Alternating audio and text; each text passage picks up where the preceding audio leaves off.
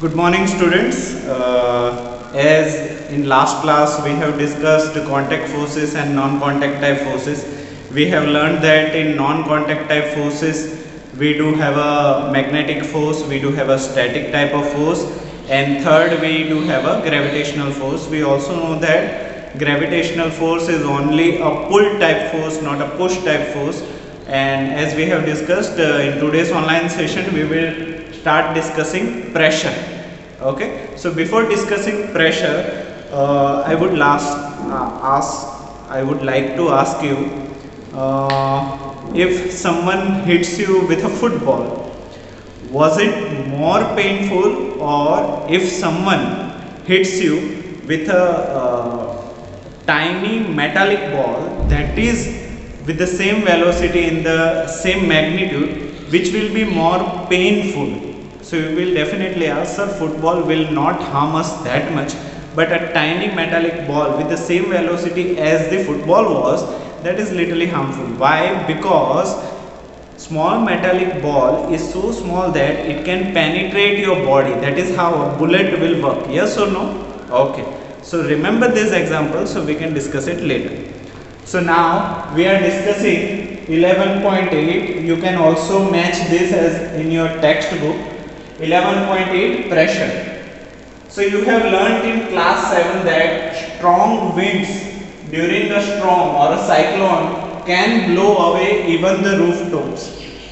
You also learned that winds and cyclones are caused by difference in air pressure. So that is very interesting how these cyclones are being created. You already know in last class that about a density. If air is high in temperature, then air will go up, and air with more density or more humidity, they will come down. So that is how temperatured air, high temperature air will go up and low temperature air will come down, and this process continues. If there is more difference between high temperature air and low temperature air, this movement from bottom to up will be very high. That will create vacuum on the earth ground, and that vacuum creates rotation of air. That is how our cyclones are formed in a sea. Why? Because at sea there is larger surface area, and that larger surface area creates pressure difference as well as temperature difference. You already know that on a ground temperature is more compared to temperature at a sea. So because of that temperature difference, winds will be created, and that wind will create cyclone afterwards. So is there any relation between pressure and force? Is there any relation between pressure and force? Because pressure is somewhat sounds different than a force. We already know that anything that moves from one place to another place, that is known as a force. But what about pressure? Is there any relation? Yes, it is. How it is? Let us know.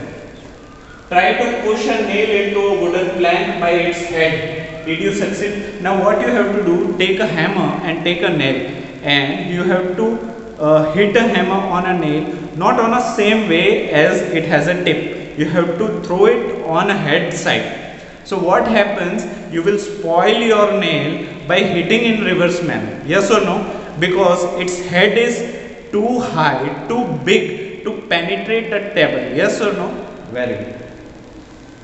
Now try to push the nail by the pointed end. Now you will be successful. Why? Because nail's tip is so sharp that it can penetrate a wooden tip. So you can say that, sir, here hammer is the same, here nail is the same, but if we are hitting a hammer on a nail on the tip side, it won't penetrate. But if we are hitting a hammer on a nail where tip is on the wooden side, it will penetrate. So can we say pressure depends on the area of a nail?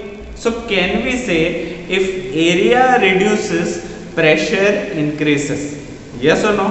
If area increases, pressure decreases. So can I say if pressure increases, if area decreases, that means pressure and area is inversely proportional.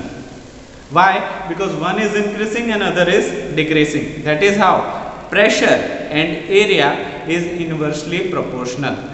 Injection is dangerous to you, but a pitchkari is not dangerous for you. Why? Because tip of an injection is so small that pressure is high on the tip of the injection. That is why it hurts. But when you talk about a pitchkari which you are playing on a holi or duleti, that tip is so large that if someone pushes you also, it won't hurt. Yes or no? Very good. Now, another activity is that now try to push the nail, that is over. Try cutting vegetable with a blunt and a sharp knife, which is easier. Now what you have to do at your home, you do have a sabzi, take a potato and take a knife. Now what you have to do, you don't have to use the sharp side of a knife. You have to use the blunt side of a knife and you have to cut it. You will feel that you are feeling more difficulty to cut vegetables when you are cutting from a blunt side. Yes or no? Why? Because the surface area on the blunt side is more compared to the surface area of a sharp side. Yes or no? That is how it is easier to cut a vegetable with a sharper side of a chaku or a knife. So that is how if you increase the area, pressure will decrease. If you reduce the area, pressure will increase. Yes or no? Okay. So you will ask, sir, I have to discuss it. So on the sharper side, we are feeling less pressure to cut it. But a reference point for cutting is not about you. It is about potato. Potato will feel more pressure when sharp side is used. Here it is very important to denote a reference point. According to you, you are applying a force, so you will feel less pressure. But according to potato, if sharp side is there, it will create more pressure compared to the blunt side. Is it easy? Okay. Moving on. Do you get the feeling that the area over which the force is applied plays a role in making this task easier? The force acting on a unit area of a surface is called a pressure. How can we define a pressure? A force acting on a unit area of a surface, that is known as a pressure. So, if you are applying 1 Newton force on a knife, if you are applying 1 Newton force on a knife to cut 1 square unit of a potato, that means the pressure on the potato by the knife is 1 bar, or we can say 1 Newton per meter square. Is it easy? Is it easy? Okay, very good. Now, note that the area is in the denominator in the above expression. As we can see, area is in the denominator whereas force is in the numerator. So pressure is directly proportional to force and pressure is inversely proportional to area. That means if you are increasing force, pressure will increase. But if you are increasing area, since area is in denominator, pressure will reduce. So if you increase area, pressure will decrease. If you reduce the area, pressure will increase. In the same way, if you increase the force, pressure will increase. If you decrease the force, pressure will reduce. So pressure and force are directly proportional. One increases, others also increases. Whereas pressure and area are inversely proportional. Pressure increases, area decreases. Pressure decreases, area increases. Very good. Note that the area is in the denominator in the above expression. The smaller the area, larger the pressure on the surface of the same force. Okay? The area of the pointed end on the nail is much smaller than that is of its head. The same force therefore produces pressure sufficient to push the pointed end of the nail in the wooden plank. We find that gases too exert pressure on the wall of their container. Let's see how. So by the example of nail, we come to know that we can generate a pressure on a wooden strip by applying a pressure. So now we will discuss whether this pressure thing, when we are talking about a knife, it is much easy to understand in terms of solid. But what about gases? Gases also exert pressure. What about liquids? Liquid also exert pressure. So we can say yes, but the application of pressure of gases and liquid is somewhat different. Why? Because if you are putting a water in a tray, water will apply pressure on the surface only when it touches the boundary. Yes or no? Okay. If you are having one glass filled with totally a water, that water will generate pressure on the surface of the glass when water and surface touches. Yes or no? Okay. But when you are talking about gas is surrounded with every surface. Suppose take a balloon. So in that balloon, air is covered everywhere inside the balloon. So when we are talking about balloon, pressure inside a balloon is same for each and every wall. Yes or no? But when we are talking about liquids or water, that is somewhat different. So we will discuss it now. Pressure exerted by liquids and the gases. So let us take activity 11.8. You can also refer this activity with your textbook. Take a transparent glass tube or a plastic pipe. The length of the pipe and tube should be about 15 centimeter and its diameter should be about 5 to 7.5 centimeter. So here two plastic tubes are there. Both plastic tubes are of same dimension, same length, same diameter and same transparency, same thickness. Everything is same. They are identical in shape. As you can see, balloons are placed between at the end of the two pipes. Both the pipes are hollow inside. So once you pour water from upside, it will be collected at downside here. So this balloon is being tied by a thread, and what you can observe here, look at the first figure. Now you can see the first figure. So in that first figure,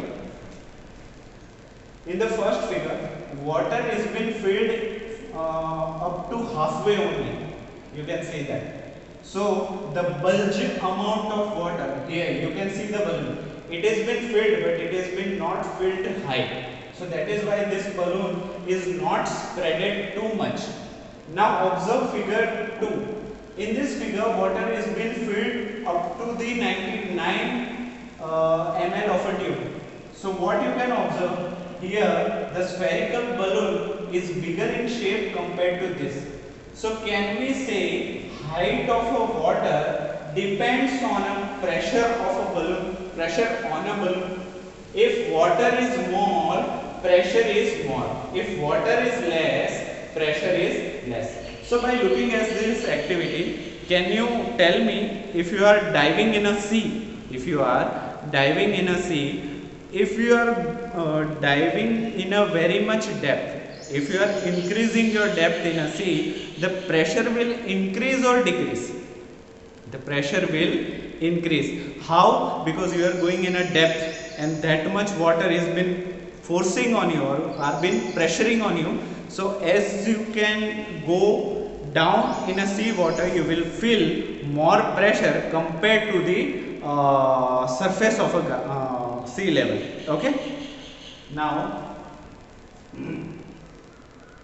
so this ask one of your friends to pour some water in the pipe. Does the rubber sheet bulge out? Yes, both the rubber sheet bulge out, but first rubber sheet is bulge out, not that much bulge out compared to the second sheet. Why? Because in second figure, pressure of water is more, level of water is more compared to the first one.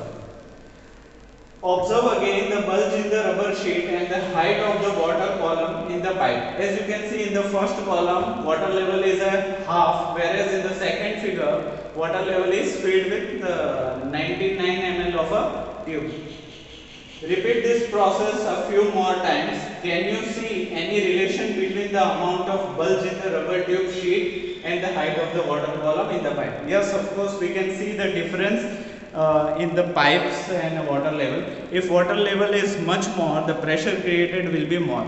If water level is less, pressure created will be less. Now moving on to the next slide. Here another activity is there. This activity you can do at your home also. What you have to do, you have to take a Pepsi bottle, you have to make a hole, make a pipe and tie a balloon over it. And what you have to do, you have to fill that bottle level by level. 1 glass, 2 glass, 3 glass, 4 glass. So now what will you observe when you are pouring 1 glass into the water bottle, that balloon is bulged somewhat smaller. If you add one more glass of water, that balloon will rise its size. Third glass, it will increase its shape. Fourth glass, it will increase its shape. So when you are adding up a water, that balloon size will increase, and that is what this activity tells about. So you take a plastic bottle, you can take a discarded water of soft drink bottle, fix a cylindrical glass tube few centimeter long near its bottom as shown in this figure. Now you can do by slightly heating the one end of the heating glass tube and quickly inserting it near the bottom of the tank. This is what they are telling about making this setup. There is nothing important with this. Make sure that the water does not leak from the joint. If water leaks from this shape, you will not get proper experiment or proper increase in shape of a balloon. So it is very necessary there won't be any leakage. So what do you observe? Why does the rubber sheet fixed with the glass of tube bulge this time? Pour some more water in the bottle. Is there any change in the bulge in the rubber sheet? Of course. As we are increasing the level of water, bulging of balloon will increase. That is how height is important. As much water is there, that much pressure will be created on a balloon.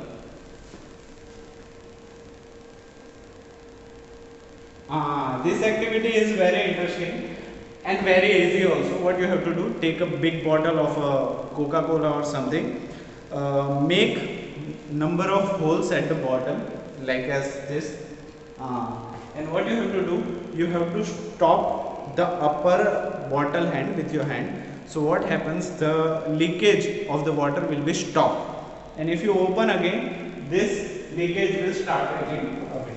Now what happens, if all the holes heights are same, the holes you made on the bottle are same, then the flow will be same from every hole. Now read it out. Take an empty plastic bottle or a cylindrical container. You can take used tin of talcum powder or a plastic bottle. Drill 4 holes all around near the bottom of the bottle. Make sure that the holes are at the same height from the bottom. You don't have to hole one hole over here, second hole over here. All the holes must have same height from the bottom, or else you will get the hole which is at the bottom will have a higher pressure compared to the second hole which is at another height. So it is very necessary you can maintain the same height from the bottom, not from the top, from the bottom. Now fill the bottle with the water. What do you observe? Does the water coming out of the holes fall at the same distance? Yes. This distance is also same, this distance is also same, this distance is also same. That means pressure generated by a bottle on a holes will be same if height is been maintained from the bottle will be same. If height increases, pressure reduces, as we can understood by the example of deep sea diving. As you go deep in the sea, you will feel more pressure. As you come out of the sea, the pressure will be reduced. Moving on to the next slide. Can you now say liquids exert pressure on the walls of the container? Yes, liquids also exert pressure on the container. Gases also exert pressure on the container. Let us find out, when you inflate a balloon, why do you have to close its mouth? Because if you are pressing a balloon and you don't tie its mouth, all the air will come out from a balloon. Yes or no? Okay. What happens when you open the mouth of an inflated balloon? If balloon is being pressed and someone opens the tied mouth, then what happens? That balloon will exert a pressure on that small hole and it will run away. Yes or no? Why? Because it's releasing pressure from high pressure balloon to the low pressure atmosphere. Yes or no? That is how rockets also works. Now, suppose you have a balloon which has a holes. Would you be able to inflate it? If not, why? Suppose you do have a balloon with number of holes. So when you are filling it with your mouth, all the air will come out from that holes and the pressure will not be created inside a balloon. So do you recall what happens to the air in the bicycle tube when it has punctured? Yes, when your cycle tube is been punctured, all the air will come out from that hole. Do these observations suggest that air exerts pressure on the inner walls of an inflated balloon? Yes, when we are talking about air pressure acts on every side of a wall of a balloon. So there is a difference. Solids generates pressure only on its surface. If it is a solid, it have pressure only on its base. When we are talking about liquid generates pressure whenever it touches the surface. But it is not the case in the air. Air generates pressure in each and every direction, upward, downward, leftward, rightward, backward, frontward. Everywhere air can generate pressure.